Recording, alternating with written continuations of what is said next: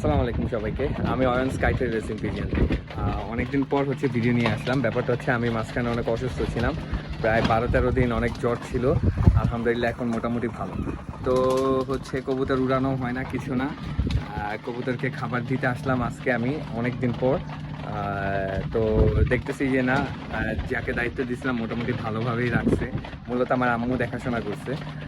চলেন আপনাদেরকে দেখাই কবুতরগুলোর কি অবস্থা। এই হচ্ছে আমার নর কবুতরগুলা, মাশাআল্লাহ খুবই ভালো কন্ডিশনে আছে। যদিও বৃষ্টি নিয়ে আছে, ছাদে অনেক পানি, তো তারপরে আলহামদুলিল্লাহ ভালো আছে। আর এটা হচ্ছে আমার মাদি কবুতরের সাইড। তো মাশাআল্লাহ মাদি কবুতরগুলোরও কন্ডিশন দেখতেছেন। কয়েকটার মোল্টিং অনেক দেরিতে শুরু হয়েছে, ওই যেমন পিছের ওই কবুতরটা।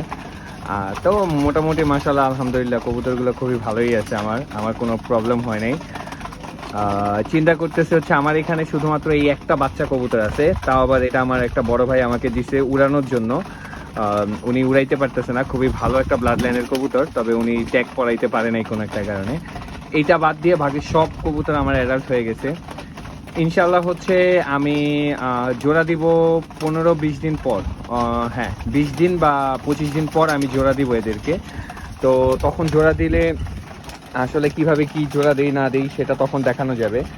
তো মোটামুটি আলহামদুলিল্লাহ ভালো আছে কবুতরগুলা। অ্যান্ড ভিডিওটা যদি এই পর্যন্ত দেখে থাকেন তাহলে আপনাদেরকে আরেকটা কথা বলি, আমি যদি কোনো বাচ্চা কবুতর সেল করার হয় ভাই, তাহলে সেটা পোস্ট করব। পোস্ট ছাড়া বাচ্চা কবুতর সেল করা সচরাচর হয় না।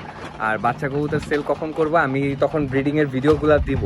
তখন আমি ফার্স্ট সেশনের বাচ্চা যেগুলো আছে ওগুলো আমি নিজের জন্যই রাখবো, প্রথমবার যে ব্রিড করব।